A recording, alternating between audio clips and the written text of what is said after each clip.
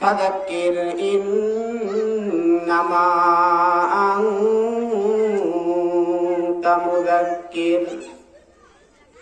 মহান মওলায়ে কারীম আল্লাহ পাক রব্বুল আলামিন বলেন, হে রাসূল আপনি ওয়াজ করেন, আপনি তো ওয়াজ করবেন, কারণ রাসূলের চাইতে বড় কোনো বক্তা পৃথিবীতে নাই।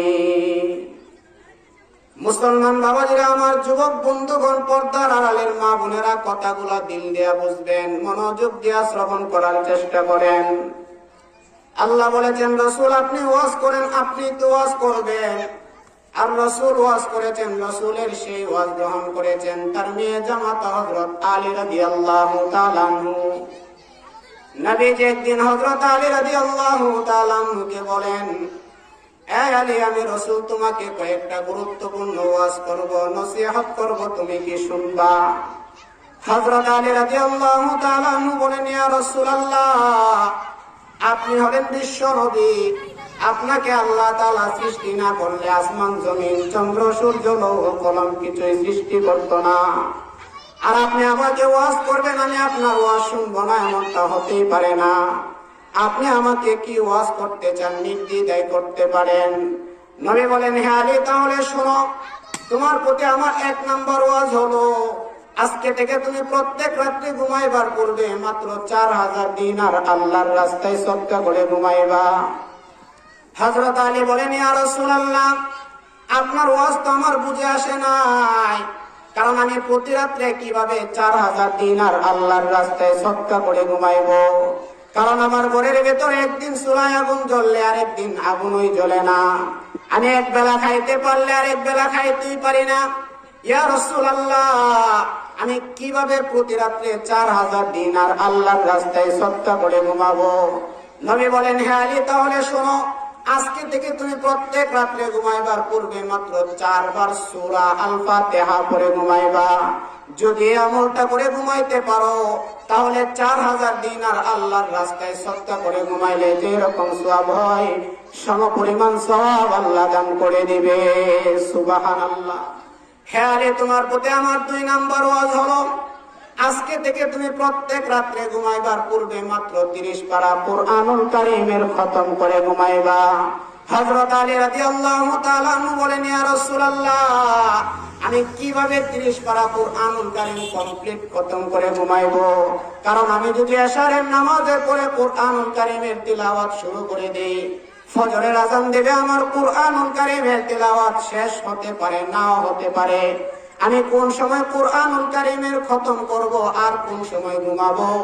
নবী বলেন, হে আলী, তাহলে শুনো, আজকে থেকে তুমি প্রত্যেক রাত্রে ঘুমাইবার পূর্বে মাত্র 3 বার সূরা ইখলাস, মুসল্লিদের পরিভাষায় কুল হুয়াল্লাহু আহাদ, এই সূরাটা পড়ে ঘুমাইবা। যদি আমলটা করে ঘুমাইতে পারো, তাহলে 30 পারা কুরআনুল কারীম কমপ্লিট খতম করে ঘুমাইলে যে রকম সওয়াব হয়, সমপরিমাণ সওয়াব আল্লাহ তোমাকে দান করে দিবে। হে আলী, তোমার প্রতি আমার 3 নম্বর ওয়াজ হলো, আজকে থেকে তুমি প্রত্যেক রাত্রে ঘুমাইবার পূর্বে একটা জবরা মীমাংসা করে ঘুমাইবা। হযরত আলী রাদিয়াল্লাহু তাআলা আনহু বলেন, ইয়া রাসূলুল্লাহ, রাজাপুরের মানুষ কি প্রতিদিন ঝগড়া করে, আমি কোথায় পাবো, কিভাবে মীমাংসা করব? নবী বলেন, হে আলী, তাহলে শুনো, আজকে থেকে তুমি প্রত্যেক রাত্রে ঘুমাইবার পূর্বে মাত্র 10 বার আঙ্গুলে গনে গনে আস্তাগফিরুল্লাহ, আস্তাগফিরুল্লাহ, আস্তাগফিরুল্লাহ, এই আমলটা করে ঘুমাইবা। যদি এই আমলটা করে ঘুমাইতে পারো, তাহলে একটা ঝগড়া মীমাংসা করে ঘুমাইলে যে রকম সওয়াব হয়, সমপরিমাণ সওয়াব আল্লাহ তোমাকে দান করে দিবে। হে আলী, তোমার প্রতি আমার 4 নম্বর ওয়াজ হলো, আজকে থেকে তুমি প্রত্যেক রাত্রে ঘুমাইবার পূর্বে জান্নাতের মূল্য দিয়া ঘুমাইবা। হযরত আলী রাদিয়াল্লাহু তাআলা আনহু বলেন, ইয়া রাসূলুল্লাহ, আপনি কেমন ওয়াজ করলেন? আপনার ওয়াজ তো আমার বুঝে আসে নাই। ইয়া রাসূলুল্লাহ, আপনি জান্নাতের মূল্য দিয়ে আমি ঘুমাবো দূরের কথা, জান্নাতে একটা ইটের মূল্য দেওয়ার ক্ষমতা পৃথিবীর কারো আসেনি। ইয়া রাসূলুল্লাহ, আমি জান্নাতের মূল্য দিয়ে কিভাবে ঘুমাবো? নবী বলেন, হে আলী, তাহলে শুনো, আজকে থেকে তুমি প্রত্যেক রাত্রে ঘুমাইবার পূর্বে মাত্র 4 বার আমি রাসূলের শানে দুরূদ ও সালাম পড়ে ঘুমাইবা। যদি আমলটা করে ঘুমাইতে পারো, তাহলে জান্নাতের মূল্য দিয়ে ঘুমাইলে যে এরকম সওয়াব হয়, সমপরিমাণ সওয়াব আল্লাহ তোমাকে দান করে দিবে। হে আলী, তোমার প্রতি আমার 5 নাম্বার সর্বশেষ ওয়াজ হলো, আজকে থেকে তুমি প্রত্যেক রাত্রে একটা নফল কবুল উমরা করে ঘুমাইবা। হযরত আলী রাদিয়াল্লাহু তাআলা বলেন, রাসূল, প্রথমত কথা হলো উমরা কবুল হওয়া না হওয়া এটা তো আল্লাহর হাতে। দ্বিতীয়ত কথা হলো, ইয়া রাসূলুল্লাহ, উমরা করতে যেতে হবে মক্কায়, আর আমার বসবাসের স্থান হলো মদিনায়। ইয়া রাসূলুল্লাহ, আমি প্রতি রাত্রে কিভাবে মদিনা থেকে মক্কায় যাব আর কিভাবে উমরা করে ঘুমাবো? নবী বলেন, হে আলী, তাহলে শোনো, আজকে থেকে তুমি প্রত্যেক রাত্রে ঘুমাইবার পূর্বে মাত্র 4 বার কালিমায়ে তাইয়্যিবা পড়ে ঘুমাইবা। যদি আমলটা করে ঘুমাইতে পারো, তাহলে একটা নফল কবুল উমরা করে ঘুমাইলে যে রকম সওয়াব হয়, সমপরিমাণ সওয়াব আল্লাহ তোমাকে দান করে দিবে। মুসলমান বাবাজিরা আমার, খুব ভালো করে বুঝেন, মনোযোগ দিয়ে শুনেন। এই যে ওয়াজটা, এই ওয়াজটা সাধারণ কোন ওয়াজ নয়।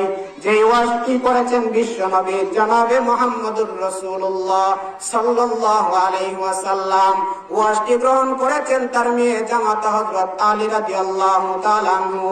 নবী যে ওয়াজটা হযরত আলী রাদিয়াল্লাহু তাআলা আনহুকে করে কেমন যেন পৃথিবীর মানুষদেরকে জানান দিতে চায়, এ আমার উম্মতেরা শোনো, তোমরা যদি আজকের পর থেকে এই ওয়াজটি শোনার পরে তোমরা আমল করা শুরু করে দিতে পারো, তাহলে তোমরা দুনিয়ার প্রতিটি ঘাটে ঘাটে হবে সম্মানী, আর মৃত্যুর পরে পরকালেও হাসতে হাসতে আল্লাহর তৈরি জান্নাতি।